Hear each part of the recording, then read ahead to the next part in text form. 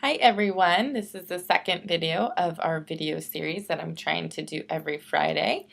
And today's topic is going to be about the proposed new FDA nutrition labels. I don't know if many of you know, but Michelle Obama proposed a new nutrition label that is going to be in effect within the next 2 to 3 years. And her proposed changes were outlined yesterday.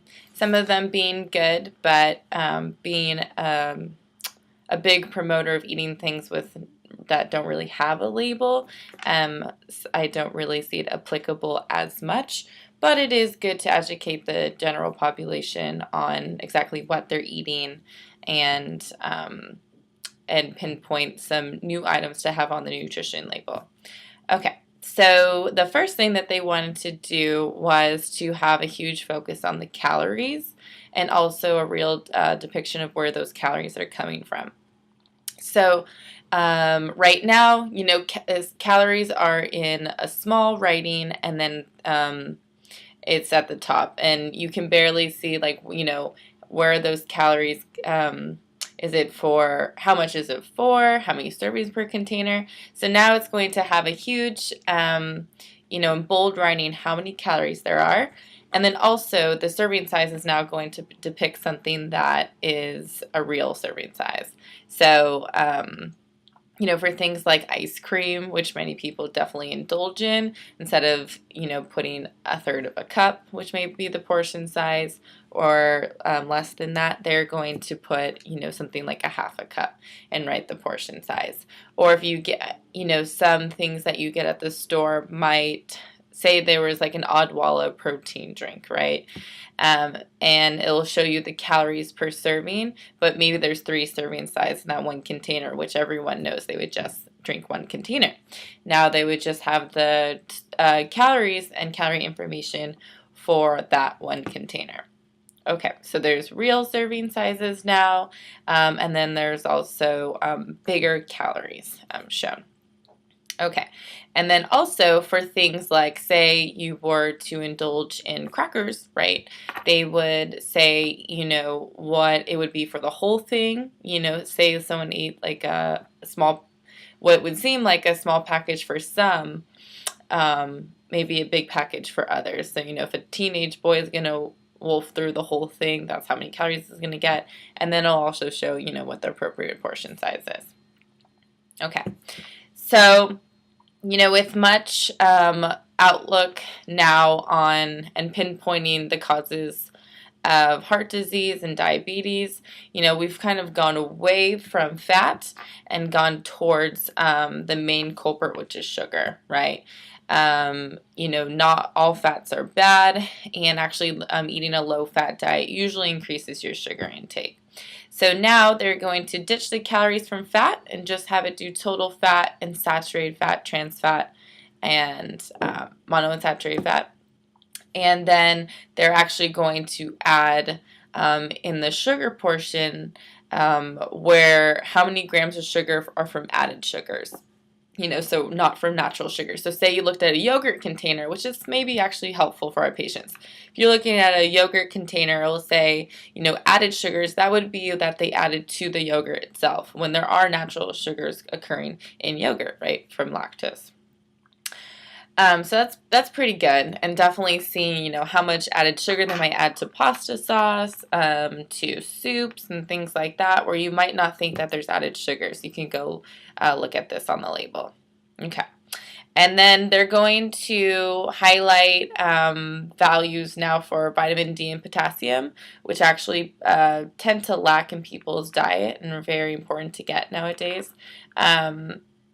And then they've also the daily values for things that they want to adjust, like sodium. Now the daily value is going to be less than 2,300 when it was 2,400 before. I don't see that as being a big change. They should have changed it to the dietary guideline as less than 1,500 milligrams per day. But they did increase fiber to 30 grams per day, which is the appropriate intake for the general population eating over 2,000 calories. Okay, so, and then also it's easier to read. So that's going to make it easier for the general population to understand a nutrition label.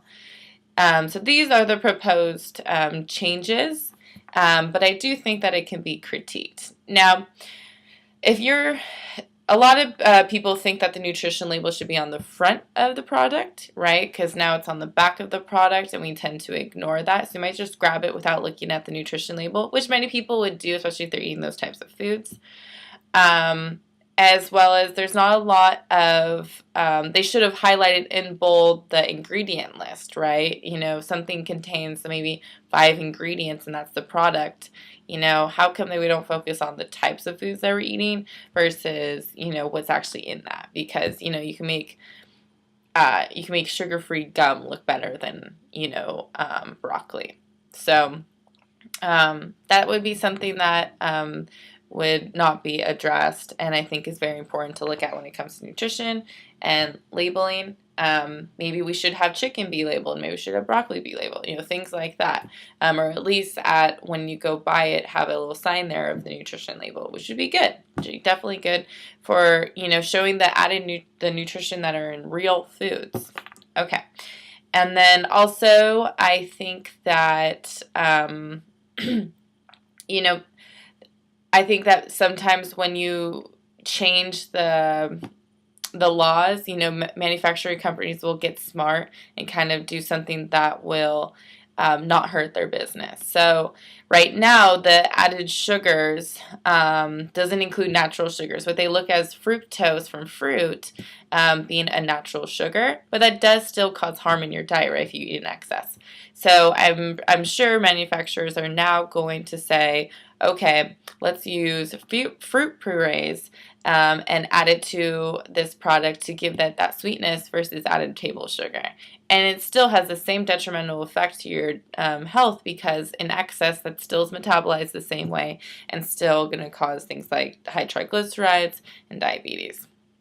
So, you know, when people got smart about trans fats, they probably started to remove it from their product, but still an unhealthy product. Same thing might go towards those products. Okay, so that's my thoughts on the new FDA nutrition labeling. It'd be interesting to hear, and hopefully you can post on what you think your feelings are. And it was good discussing that with you. So this week was the FDA nutrition labeling topic, but I did hear from a lot of you on, you know, the types of things that you want to hear from me every week, and I'll definitely keep that in mind. A couple of things. So right now in the e-store, many of you like the protein hot chocolate and those protein drinks that we have that can make hot. We actually have a sale on that's ending soon in February. So if you buy 5, get 1 free. And if you buy 10, you get 2 free. And then also we got some really cool new vitamins that you can take less vitamins but get really good nutrition. So Bariatric Advantage came out with an ultra multi formula with iron that you can take in a capsule form 3 times a day, and it has like really good things like added chromium, polyphenols, B complex, vitamin D. So really, like you get everything that you need in that. And they also came with a chewable multivitamin like this. Comes in mixed fruit, and I think tastes better than the other multivitamin that we had, and also provides more. So you just would take this and another calcium with it. So 2 great new products so you can make your life easier when it comes to taking your vitamins. And then obviously focus on the types of foods that you're eating to get your vitamins from foods.